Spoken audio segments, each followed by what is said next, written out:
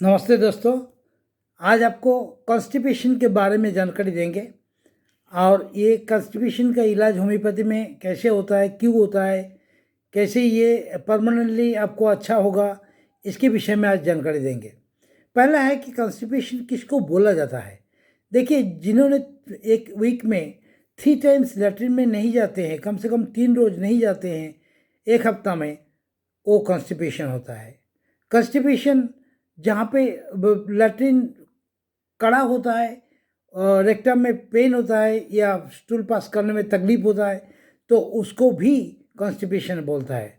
और लैट्रिन उतना कड़ा नहीं होता है, सेमी सॉलिड होता है या पतला होता है, लेकिन फिर भी उनको बहुत टाइम बैठ के रहना पड़ता है और उस प्रेशर देना पड़ता है, संतुष्टि नहीं आ रहा है अपना लैट्रिन, तो उसको भी कॉन्स्टिपेशन बोला जाता है। ये 3 तरीका का कॉन्स्टिपेशन होता है। तो देखिए, ये कॉन्स्टिपेशन का सिम्टम्स में क्या होता है। कॉन्स्टिपेशन का सिम्टम्स ये है कि दिन भर अनइजीनेस, एकदम अगर लैट्रिन क्लियर नहीं हुआ तो क्या होगा कि अनइजीनेस दिन भर चलते रहेगा, लेथार्जी होगा, काम को मन नहीं लगेगा, एपिटाइट डिक्रीज्ड होगा, भूख बहुत कमती हो जाएगा, एब्डोमिनल ब्लोटिंग होगा, लगेगा कि पेट एकदम फुला हुआ है, एब्डोमेन पूरा फुला हुआ है। मन को भी इफेक्ट पड़ता है, मन अच्छा नहीं लगेगा, गुस्सा आ जाता है जल्दी से।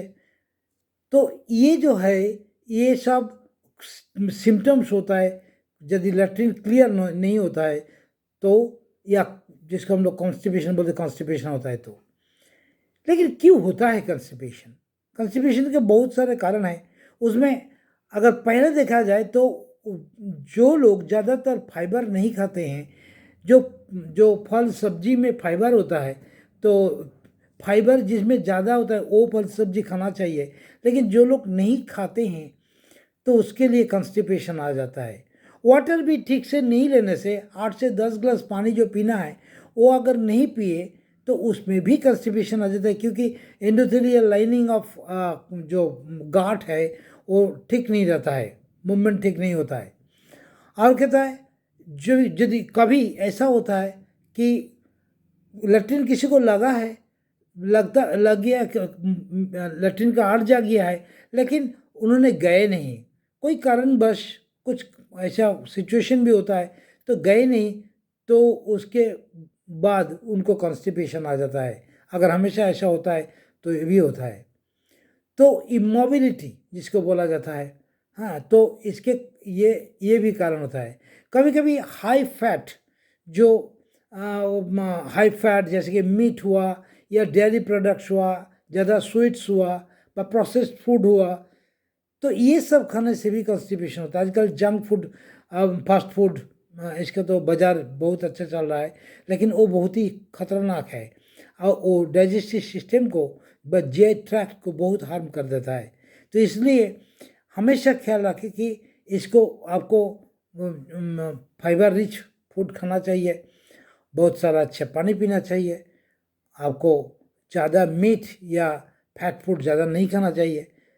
और बैठ के दिन भर बैठ के काम करते, कोई मोबिलिटी नहीं है, हम घूम फिरते नहीं हैं, एक ही जगह पे बैठे हैं, किसी किसी का काम भी ऐसा होता है, तो इसके कारण भी ये कॉन्स्टिपेशन के कारण होता है।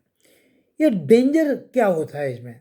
देखिए, डेंजर क्या होता है कि जो आदमी लैट्रिन में बैठकर बहुत टाइम बिताते हैं और ज़्यादा टाइम प्रेशर देते रहते हैं, तो उसके कारण उसका पाइल्स आ जाता है, हेमोरॉइड्स हो जाता है, धीरे धीरे उनको पाइल्स आ जाता है।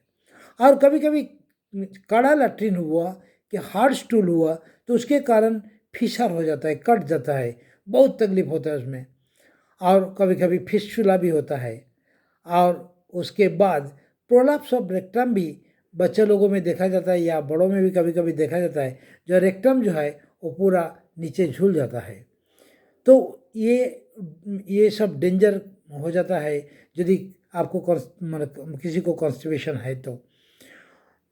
लगातार कॉन्स्टिपेशन किसी को नहीं रहना चाहिए। व्हाट टू डू, क्या करना चाहिए? देखिए, सुबह उठने के बाद खाली पेट में 2 गिलास पानी पीना चाहिए। गुनगुना पानी हो तो अच्छा है, तो पानी पी लेना है सुबह में।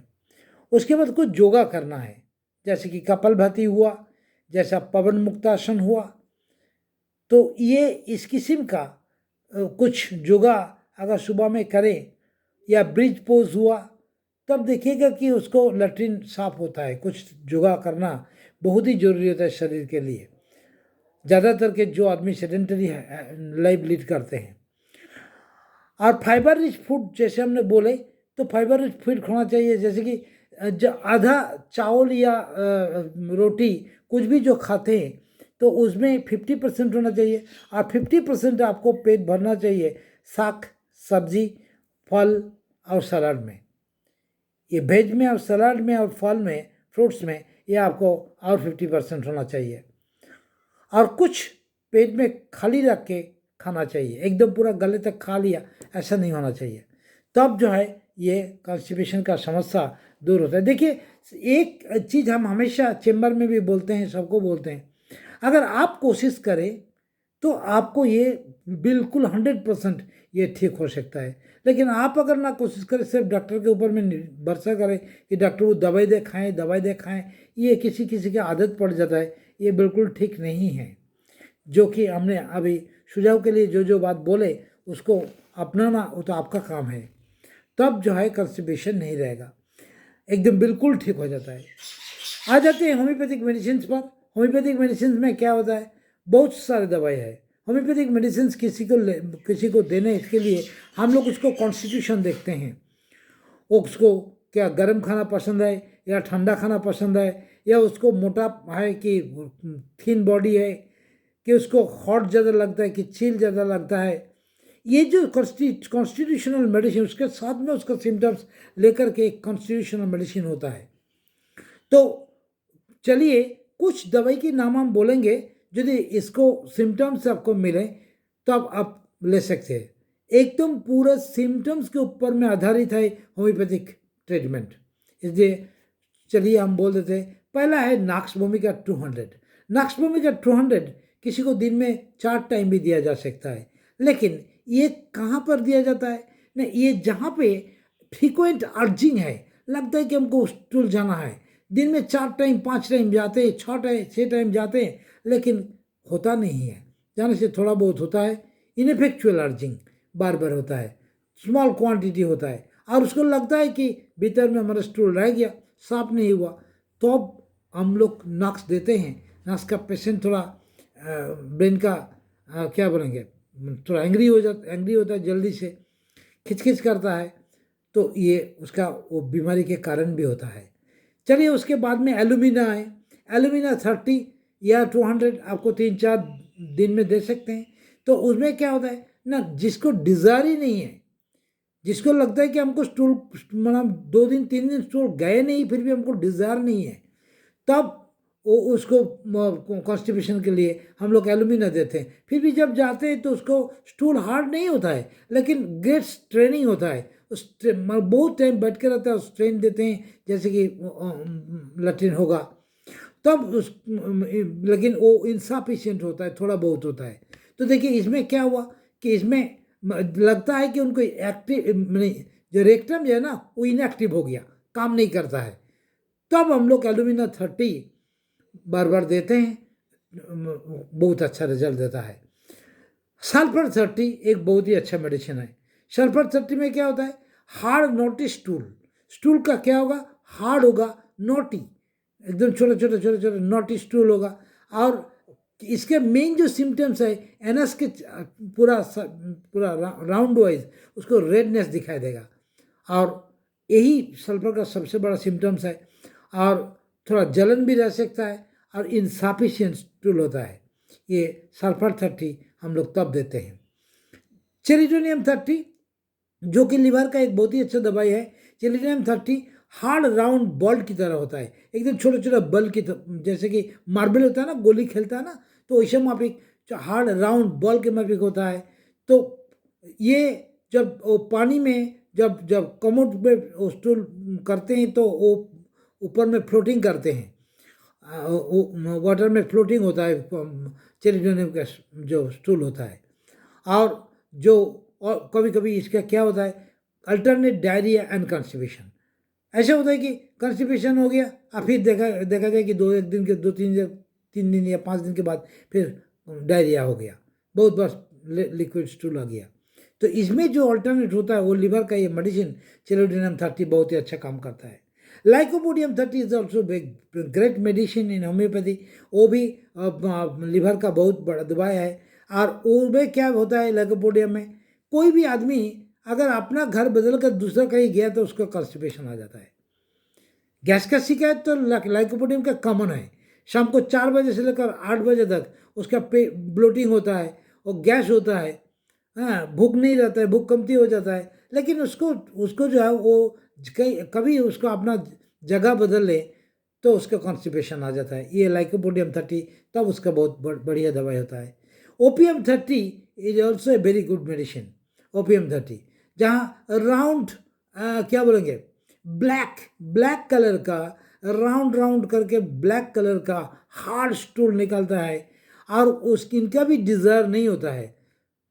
और जब स्टूलिंग में जाते हैं, जब देखता है कि ये स्टूल निकल के कुछ आते हैं फिर भीतर चला जाते हैं, मैंने क्लियर नहीं होता है, रिसीट बैक बोलते हैं हम लोग डॉक्टरी में, रिसीट बैक हो जाता है, तब OPM 30 is a very good medicine.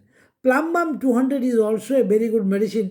वो भी छोटा छोटा बल के माफिक उसका स्टूल होता है। लेकिन उसको एक सिम्टम्स है कि एनस, जैसे कि जी एनस है ना, वो जैसे कि ऊपर में ड्रॉन अप हो गया तो ऐसा ऐसे दिखाई देगा। तो कॉन्स्टिपेशन तो है ही, लेकिन ये सिम्टम्स उसमें दिखाई देगा। अर्जिंग रहता है लेकिन वो कॉन्स्टिपेशन वो एनस के वो ऊपर में ड्रॉन के कारण ये कॉन्स्टिपेशन होता है। उसके बाद ग्राफाइटिस 200 is a very good medicine. ये भी एक बहुत बड़ा मेडिसिन। लेकिन ग्राफाइटिस 200 में जो कॉन्स्टिपेशन होता है उसमें एक मजे की बात है, हार्ड नॉटी स्टूल होता है, हार्ड होता है, नॉटी होता है, बट एक नोटी के साथ और एक नोटी स्टूल और एक नोटी स्टूल, ये जैसे कि म्यूकस थ्रेड से बंधा हुआ है, ऐसे म्यूकस थ्रेड उसमें रहता है, तब हम लोग ग्राफाइटिस 200 देते हैं। हर एक कॉन्स्टिपेशन में हम लोग एक मदर टिंचर हमेशा देते हैं, कॉलिनसोनिया मदर टिंचर, जो कि 10 बूंद करके 2 टाइम 3 टाइम देते हैं। इसके बाद आए न्यूट्रिशनल सप्लीमेंट में, डाइटरी सप्लीमेंट में। देखिए, पेट के लिए जैसा पानी की ज़रूरत है वैसा प्रोबायोटिक प्रीबायोटिक का ज़रूरत है। प्रीबायोटिक वो होता है जो हम खाते हैं और बाद में पेट में जाके वो जो माइक्रोबायोम है उसको, माइक्रोबायोम कॉलोनी को, वो जो गुड बैक्टीरिया हम लोग का पेट में है तो वो उसको बढ़ाता है, उसको अच्छा रखता है, उसको प्रीबायोटिक बोलते हैं। अब प्रोबायोटिक कैसे हुआ, जैसे कि खट्टा दही होता है तो वो दही में क्या होता है, आप पहला दिन रख दिया दूध को दे करके तो उसमें एकदम पूरा लैक्टोबैसिलस एकदम पूरा भर जाता है। बैक्टीरिया को खुद हम लोग लेते हैं, जो हम लोग हमारा गाट में जो गुड बैक्टीरिया उसमें आ जाता है उसको हम लोग डायरेक्ट खा लेते हैं।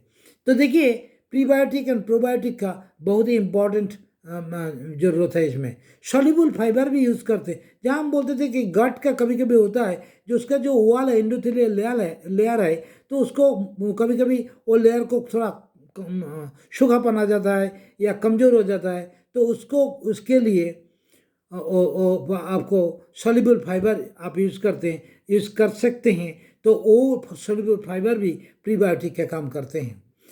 यदि आप त्रिफला लेते हैं ना, जैसे पुराना जमाना में बाप दादा सब क्या करते थे कि अम्ल की, विविध की, हरित की, ये तीनों का एक सम्मिश्रण पानी में दे के सुबह में उठ के पीते थे।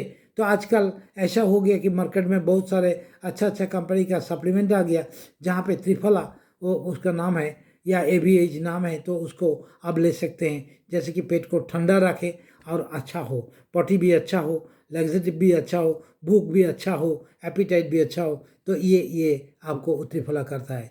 इसके बाद में भी ये जो लैट्रिन कड़ा होता है, इसके कारण और होता है कि लीवर का प्रॉब्लम, कभी कभी लीवर में भी प्रॉब्लम के कारण ये होता है। तो लीवर को ठीक रखने के लिए जहाँ पे कोई भी सप्लीमेंट ऐसा होता है जहाँ पे मिल्थिसिल है, जहाँ पे वो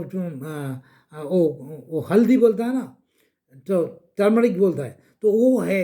तो ऐसे में आप एक यदि अगर आपका डाइटरी सप्लीमेंट होगा तो उसको आप ले सकते हैं, उसमें भी बहुत अच्छा मदद करता है।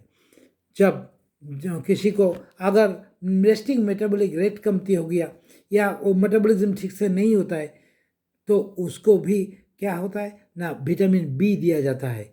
विटामिन बी जो हर एक विटामिन बी का जो कॉम्प्लेक्स है, सब विटामिन बी जहाँ पे है तो उसको दिया जाता है, क्योंकि वो एनर्जी विटामिन बोलते हैं और डाइजेशन में बहुत सारे काम करते हैं। तो चलिए आज इतना ही दूर तक, सब अच्छा रहें।